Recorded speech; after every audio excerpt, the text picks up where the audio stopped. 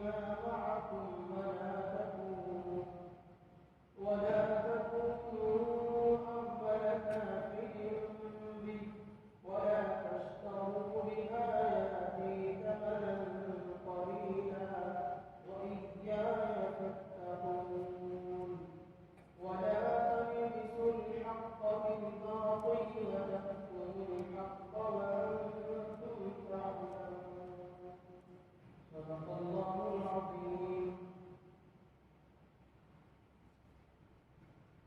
يا بني إسرائيل اذكروا نعمتي التي أنعمت عليكم. اے بنی اسرائیل یاد کرو میری ان نعمتوں کو جو میں نے تم پر کیا. وأوفوا بعهدي أوف بعهدكم اور میرا وعدہ پورا کرو میں تمہارا وعدہ پورا کروں گا. وإياي فارهبون اور مجھ ہی سے ڈرو.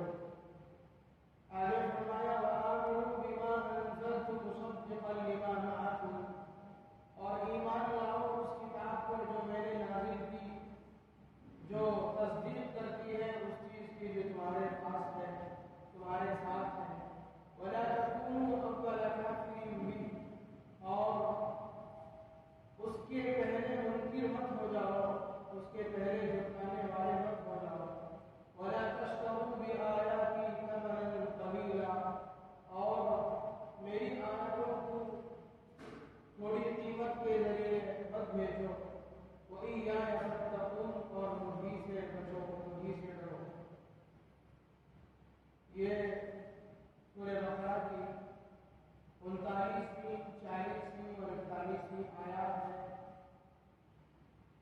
حضرات گرامی آپ حضرات جیسا کہ آپ حضرات جو لوگ شروع سے شریک ہیں وہ جانتے ہیں کہ شروع میں اللہ تبارک و تعالیٰ نے مؤمنین متقین کا تذکرہ فرمایا اور اس کے بعد کفار کی دو جماعتوں کا تذکرہ فرمایا. کفار کی دو جماعتوں میں یہ کھلا کفر کرنے والے جن کو کافر کہا جاتا ہے ان کا اور ان سے متعلق باتوں کا ذکر تھا. اور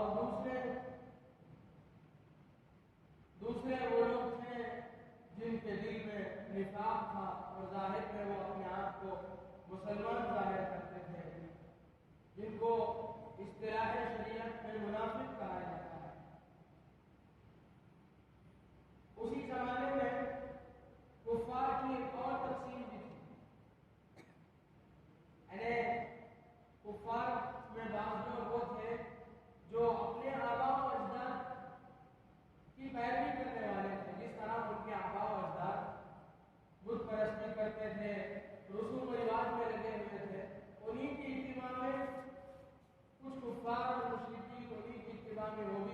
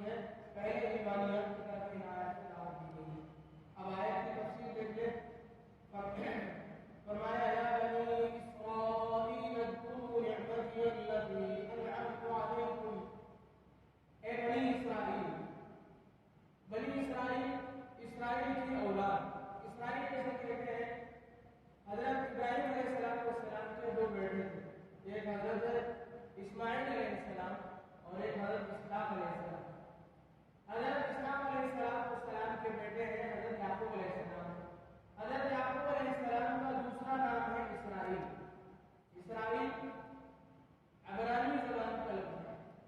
عبرانی زبان آج بھی وہ جو یروشلم ہے، اسرائیل جسے کہتے ہیں، وہاں کی سرکاری زبان سمجھی جاتی ہے. وکیپیڈیا کی تفصیلات کے مطابق تقریباً اس زمانے میں، اس دور میں بھی 48 لاکھ لوگ اس زبان سے واقفیت رکھنے والے ہیں. اللہ کے نبی صلی اللہ علیہ وسلم کے زمانے میں اس زبان کا بہت دور دورہ تھا. اس وقت چونکہ آسمانی کتابوں کے ماننے والے زیادہ تھے اور تورات اسی زبان میں نازل ہوئی، عبرانی زبان میں، تو اس کا علم رکھنے والے اسی سے اس سے واقف تھے. تو عبرانی زبان کا لفظ ہے یہ اسرائیل. اس کا معنی ہے اللہ کا بندہ، عبداللہ، اللہ کا بندہ. یہاں حضرت اللہ کے نبی صلی اللہ علیہ وسلم کے علاوہ جتنے انبیاء کا تذکرہ قرآن اور حدیث میں ہے، کسی کا نام اللہ کے نبی صلی اللہ علیہ وسلم کے علاوہ کسی کا نام متعدد نہیں ہے، ایک سے زیادہ نہیں ہے. صرف آپ علیہ السلام کے بعد صرف حضرت یعقوب علیہ السلام ہیں جن کے 2 نام مذکور ہیں، ایک اسرائیل ہے، ایک یعقوب ہے. اور جہاں ان کی نسل کا تذکرہ جہاں بھی آتا ہے، ان سے جو نسل چلی ہے جسے بنی اسرائیل کہتے ہیں، جہاں بھی اس کا تذکرہ ہے اس سے خطاب ہے وہاں یعقوب کی اولاد نہیں کہی گئی بلکہ اسرائیل کی اولاد کہی گئی، اس لیے کہ اسرائیل کا معنی اللہ کا بندہ ہے. اور یہ بتلانا مقصود ہے کہ تم ایک اللہ کے بندے کی نسل سے ہو. اس سے اللہ تبارک و تعالیٰ یہ بتلانا چاہتے ہیں، احساس دلانا چاہتے ہیں اہل کتاب کو، بنی اسرائیل کو، کہ تم ایک اللہ کے بندے کی اولاد ہو. جس طرح وہ اللہ کا بندہ اللہ کی عبادت کیا کرتا تھا، تمہیں بھی اللہ کی بندگی کرنی چاہیے، تم بھی اللہ کی بندگی کے مکلف ہو. یہ بتلانا مقصود ہے بنی اسرائیل کے لفظ سے. تو یہ بنی اسرائیل اہل کتاب سے خطاب ہے. فرمایا اذکروا نعمتی التی انعمت علیکم، میں نے جو نعمتیں تم پر کی ہیں ان نعمتوں کو یاد کیجیے، یاد کرو. اور فرمایا وَأَوْفُوا بِعَهْدِي أُوفِ بِعَهْدِكُمْ، اور میرے وعدے کو پورا کرو، میں تمہارا وعدہ پورا کروں گا. آگے چل کر کے تب غالباً 6 پارے میں وہ آیت موجود ہے جس میں اللہ تبارک و تعالیٰ نے ان کے وعدے کا تذکرہ فرمایا. وَلَقَدْ أَخَذَ اللَّهُ مِيثَاقَ النَّبِيِّينَ، اس میں ہے کہ اللہ تبارک و تعالیٰ اس آیت میں موجود ہے کہ اللہ تبارک و تعالیٰ نے بنی اسرائیل سے اور ان کے انبیاء